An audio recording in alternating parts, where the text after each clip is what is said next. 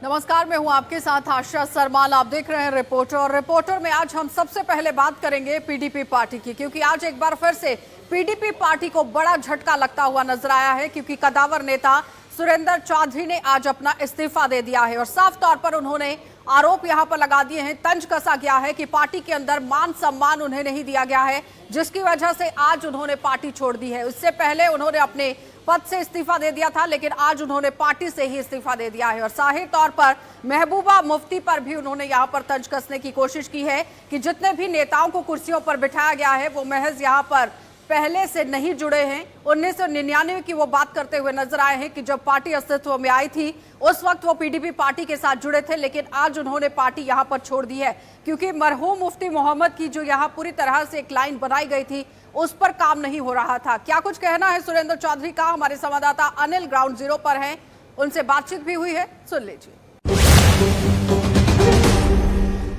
कुछ नहीं, बड़े दुख के साथ कह रहा हूं कि मैंने रिजाइन किया, नहीं चाहता था मैं रिजाइन करूं, लेकिन अफसोस के साथ कि पीपल्स डेमोक्रेटिक पार्टी जिसके साथ मैं 1999 में चला था वो आज अपने रास्ते से भटक गई है, मुफ्ती साहब के एजेंडे से दूर हो गई है, मुफ्ती साहब की सोच और मुफ्ती साहब के विजन से कोसों दूर हो गई है। तो लिहाजा आज जब वो मुफ्ती साहब के एजेंडे पर नहीं रही तो हमने भी हाथ जोड़ दिए।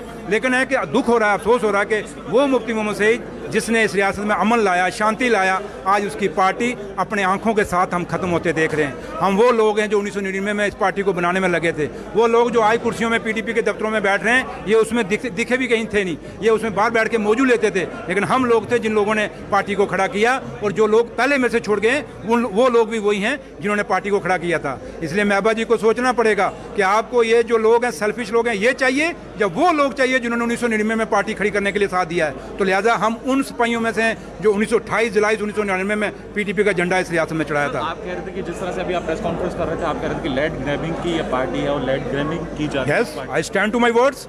मैं अभी भी कहता हूँ ये पार्टी आज की डेट में चंद जो आपके ड्राइंग रूम पॉलिटिशियंस हैं उनके हाथ चढ़ गई है, जो चंद लैंड ग्रैबर, लैंड माफिया उनके हाथ चढ़ गई है। ये मैं अभी भी कह रहा हूँ। जिस दिन मैं नहीं कहता सारे वहाँ लैंड ग्रैबर या लैंड माफिया है, बट चंद लोग ऐसे हैं जो हैं। इसलिए ये सियासत में जो मेरा है ना, जो मेरा एक ज़िंदगी में लोग मुझसे प्यार क्यों करते हैं, इसलिए लेते हैं कि बात मैं सच्ची कहता हूँ।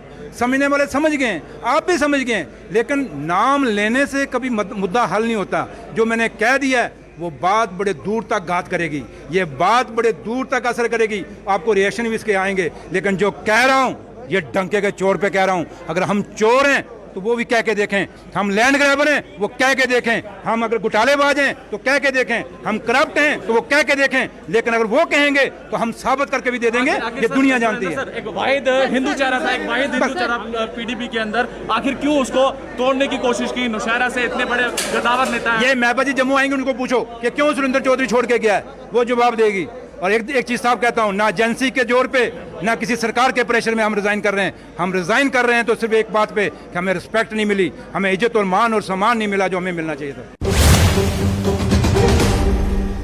चलिए, तो आपने देखा कि सुरेंद्र चौधरी का क्या कुछ कहना था। वो सीधे तौर पर पीडीपी पार्टी पर ही तंज कसते हुए और निशाना साधते हुए नजर आ रहे हैं कि पिछले काफी समय से वो पार्टी के अंदर काम कर रहे हैं, लेकिन आज जिस तरह से उन्होंने प्रेस कॉन्फ्रेंस की है तो जाहिर तौर पर हर एक चीज यहाँ पीडीपी पार्टी की सामने देखी जा रही है। उन्होंने लैंड ग्रैबर्स को लेकर भी यहाँ बात करने की कोशिश की है, घोटालों को लेकर बात करने की कोशिश की है और सीधे तौर पर निशाना साध दिया है। और उन्होंने ये भी चेतावनी दे दी है कि अगर उन पर कोई उंगली उठाता है तो वो उसका भी जवाब देना भली भांति यहाँ पर जानते हैं।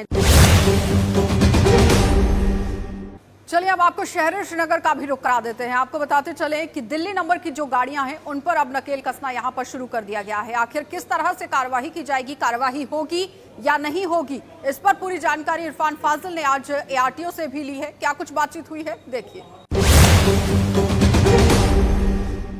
इस वक्त पूरे जम्मू कश्मीर में हाहाकार मची हुई है, जी हाँ, रजिस्ट्रेशंस को लेकर। जबकि गाड़ियों के हवाले से जो खबर आई कि अब दोबारा से रजिस्ट्रेशंस होनी है और नया टैक्स भरना है, इसी मुद्दे को लेकर हम इस वक्त बात करेंगे रीजनल ट्रांसपोर्ट ऑफिसर। सर, आपका वेलकम है गुलिस्तान न्यूज़ में। सर, हमारा सवाल सबसे पहले ये है कि जो गाड़ियाँ दिल्ली में लोगों ने ऑलरेडी अपने नाम से ख़रीदी है, जो वहाँ रहते हैं, अब जो अगर वो वापस कश्मीर आता है तो क्या उसे नंबर भी चेंज करना होगा और दोबारा से रजिस्ट्रेशन और टैक्स भरना होगा? देखिए, जो ये है, ये ऑलरेडी रूल्स में है कि अगर कोई शख्स एक जगह अपनी गाड़ी रजिस्टर कराता है तो फिर दूसरी रेजिस्ट्रेशन अथॉरिटी में जाता है और उसको गाड़ी वहाँ 6 महीने से ज़्यादा देर के लिए रखनी है, तो उसको लाजमी तौर पर दूसरी जगह पर रजिस्ट्रेशन करानी है। इस सिलसिले में अगर कोई यहाँ का है, वो दिल्ली में रहता था, वो पढ़ता था और वहाँ उसने गाड़ी ले ली है और आज फिर वापस आया है, वो एड्रेस प्रूफ उसके पास नहीं है, तो यहाँ रहता है, तो उसको लाजमी तौर पर यहाँ पे फिर रजिस्ट्रेशन करानी है। इनकेस अगर उसकी वहाँ पे भी रेजिडेंस है, यहाँ पे भी रेजिडेंस है और वो एड्रेस प्रूफ भी है, तो उसको गाड़ी में दोनों एड्रेस प्रूफ साथ रखने पड़ेंगे, तो उसके लिए कोई दिक्कत नहीं है। दूसरा सवाल सर हमारे ये है कि कोई शख्स अगर यहाँ आता है छुट्टियों के लिए, सैर व तफरी के लिए, जो परमानेंटली वहाँ सेटल्ड है, मगर अगर वो वापस जाना चाहता है 2-3 महीने सर्व करने के बाद, तो यहाँ आने के बाद क्या उसको भी टैक्स भरना पड़ेगा या नंबर चेंज करना पड़ेगा या ऐसी कोई प्रॉब्लम? नहीं, ऐसी कोई बात नहीं है, उसके लिए कोई दिक्कत नहीं। जो वहाँ से आता है टूरिस्ट, जैसे हम भी यहाँ से दिल्ली जाते हैं, अपनी गाड़ी ले जाते हैं विंटर में, फिर वापस लाते हैं, तो उसके लिए कोई दिक्कत नहीं, कोई दिक्कत नहीं। टैक्स पर सर हाहाकार मचा हुआ है कि टैक्स जो है जिन लोगों ने ऑलरेडी पे किया है, 1 नेशन 1 टैक्स की बात चल रही है, तो यहाँ जो कश्मीरी बाहर रहता है, जो अब यहाँ वापस आता है, वो कहता है कि अब दोबारा से मुझे यहाँ टैक्स भरना है। देखिए, ये जो टैक्स होता है इसको आम फहम ज़बान में हम टोकन टैक्स बोलते हैं। ये रोड टैक्स होता है, ये हर एक स्टेट हो या यूटी हो उसके लिए अलग अलग कवानीन है। अगर आप दिल्ली में देखेंगे तो दिल्ली में 6% होगा, अगर आप आज लद्दाख में देंगे तो वहाँ पे 3% है, 10% डिफरेंट स्लेब्स है। तो यहाँ पे जो JNK है इसमें अपना अलग स्लेब है। तो जो भी गाड़ी आएगी दूसरी रजिस्ट्रेशन जहाँ पे रजिस्ट्रेशन करानी है, तो वहाँ टैक्स भी देना पड़ेगा। सर लोगों का ये भी मानना है कि आज तक कोई ऐसा कानून बाहर के स्टेट्स में नहीं है, ये सिर्फ यहाँ क्यों लागू किया गया? नहीं, यहाँ पे नहीं, ये हर जगह है। ये नया कानून नहीं है, बल्कि ऑलरेडी जो मोटर व्हीकल्स एक्ट है 1988 उसमें ये लिखा है। और वही जो है ये सिर्फ यहाँ याद दहानी हमने करवाई है लोगों को कि अगर आपके पास जेन्युइनली गाड़ी वहाँ से आई है, NOC है, आप आइए उसको रजिस्टर करवाइए।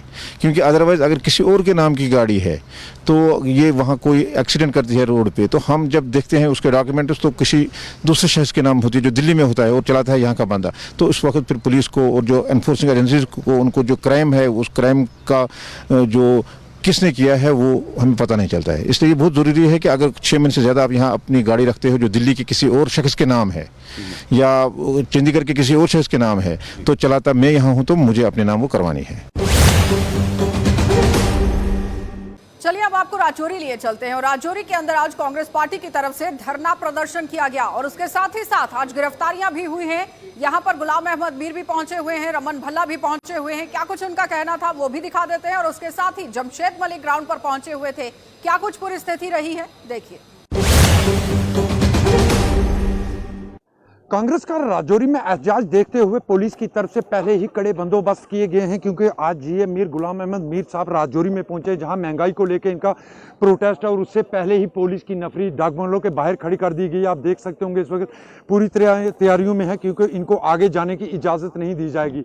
हालांकि कांग्रेस की बड़े कारकुनों की एक बड़ी तादाद इस वक्त चिल्ड्रन पार्क में मौजूद है जो एक जुलूस की शक्ल में DC ऑफिस का रुख करेगी, मगर पुलिस की तरफ से इनको आगे जाने की इजाज़त नहीं होगी, जिसके लिए पहले ही पूरी बंदोबस्त कर लिए गए। और डाकबंगले के बाहर का ये पुलिस का आप मंजर देख सकते होंगे, इस वक्त के पुलिस की तरफ से पूरी तैयारियां कर ली हैं। और दूसरी तरफ से हम आप इस तरफ का आपको मंजर दिखाएंगे कि इस तरफ से भी कांग्रेस का जुलूस जो एक निकल कर इस तरफ आ रहा है, जहां इनको यहीं पे रोक लिया जाएगा। हालांकि इस प्रोटेस्ट में कांग्रेस के बहुत सारे कारकुन हैं, जिसमें लीडरान के साथ साथ अगर हम बात करें रमन भल्ला जी, अशोक शर्मा जी, उसके बाद रविंदर रैन शर्मा साहब, उनके साथ साथ GA मीर गुलाम अमीर और लोकल क़यादत सारी इनके साथ है। इस वक्त हम आपको ये पूरा मंदिर जो इस वक्त का दिखाएंगे, हम इनसे बात करने की भी कोशिश करेंगे कि किस तरह के बंदोबस्त आने की अगर इजाज़त नहीं दी गई है, तो अगर आपको आगे जाने की इजाज़त नहीं है तो आपके किस तरह से ये अपना करेंगे, क्योंकि कांग्रेस की कारकुनों को आगे मीर साहब जिस तरह पुलिस आज आपको आगे जाने की इजाज़त दी गई कि आगे करें, वो उनका काम है। हम तो नियत लेकर निकले हैं कि हम अपना प्रोटेस्ट पूरे राजौरी में दर्ज करवाएं, क्योंकि ये लोगों की आवाज़ है, हमारी आवाज़ नहीं है। तो ऐसे में सरकार का क्या काम होगा? सरकार अगर पुलिस आपको आगे नहीं जाने देती क्यों? वो चलो उनका काम है, उसमें क्या करेंगे। कांग्रेस कारकुनों के एहतजाज को आगे जाने की ना इजाजत देते हुए पुलिस ने इसको इस वक्त इनको डाकबंगले के बाहर रोक दिया गया है, जहां इस वक्त आप देखे हुए गुलाम अहमद मीर के साथ तमाम लीडरान जो इस वक्त धरने पे बैठ के हैं और सब धरना रोड बंद करके यहाँ बैठे हुए। हालांकि पुलिस की तरफ से इनको रोकने की काफ़ी कोशिश की गई, मगर उसके बावजूद इन लोगों ने आगे बढ़ने की कोशिश की।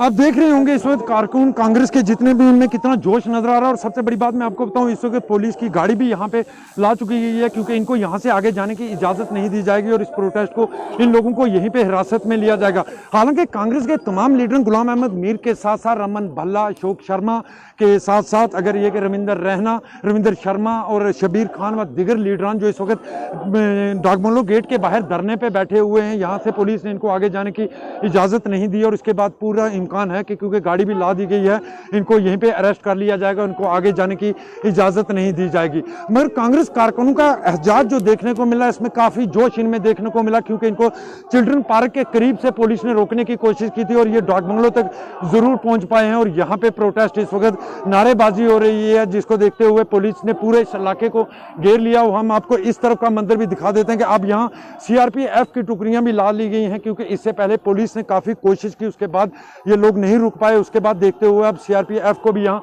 तैनात कर दिया गया है ताकि इससे आगे कोई ना जा पाए।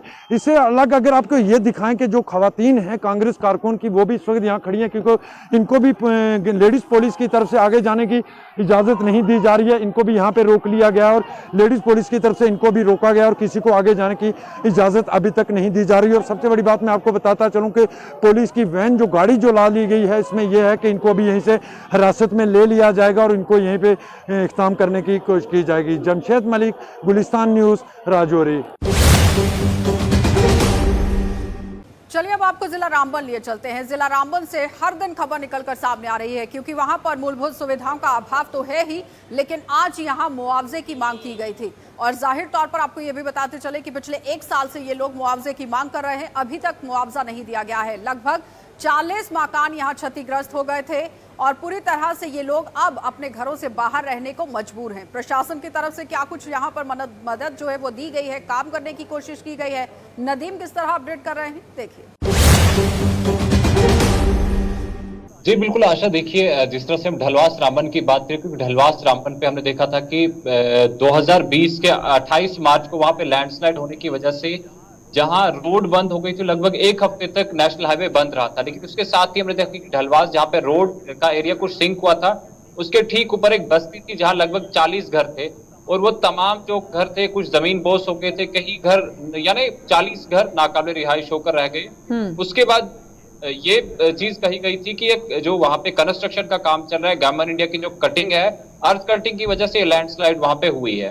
हालांकि लोग प्रोटेस्ट पे आए थे, लोगों ने जब हाईवे बंद किया, वहां पे रोड क्लियरेंस का काम बंद कर दिया गया था और उस वक्त एडमिनिस्ट्रेशन के लोग वहां पहुंचे थे, नेशनल हाईवे अथॉरिटी के लोग वहां पहुंचे थे और उन्होंने जो भी मुतासरीन थे उनको यकीन दिलाया था कि आपको मुआवजा दिया जाएगा। लेकिन 1 साल का अरसा गुजर गया। हालांकि इस बीच हमने देखा था कि एक बार अगस्त के महीने में दोबारा से उन लोगों की तरफ से प्रोटेस्ट किया गया था, क्योंकि जब बारिशें होती है, मौसम गर्मा की बात करें, मौसम सरमा की बात करें, शिद्दत की सर्दी या शिद्दत की गर्मी में घरों से बाहर रहना या फिर एक स्कूल में या फिर एक पंचायत घर में 40 फैमिलीज का रहना काफी मुश्किल हो जाता है। और लगभग कितने लोग हैं ये नदीम? जी देखिए आशा, 40 घर है, तो अगर 40 घरों की बात करें, लगभग ये 200 से ज्यादा लोग वहां पे रह रहे हैं। आज की डेट में जहां कोविड का कहा जा रहा है कि स्टे होम स्टे सेफ, और दूसरी बात जो फिजिकल डिस्टेंस मेंटेन करने की बात की जा रही है, तो कहीं ना कहीं ये सवालिया निशान इंतजामिया की कारकर्दगी पर, नेशनल हाईवे अथॉरिटी पर उठता है कि अगर वो कह रहे हैं स्टे होम स्टे सेफ, लेकिन जिन लोगों के पास घर ही नहीं है तो वो घर में कैसे ठहरेंगे।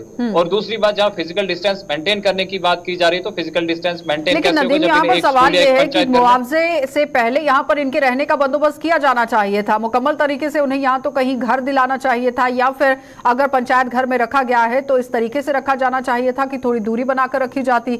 और अभी तक कितनी मदद इन लोगों की गई है? जी आशा, देखिए अभी तक तो इनकी कोई मदद नहीं की गई। अगर मैं बताऊं परमानेंट बेसिस पे मदद तो नहीं, लेकिन टेम्परेरी बेसिस पे नहीं, जहां इनको टेंट्स वगैरह दिए जाने चाहते हैं, वो सब चीजें जब इन लोगों ने बात की, उन्होंने कहा कि हमें कोई भी मदद नहीं दी गई है।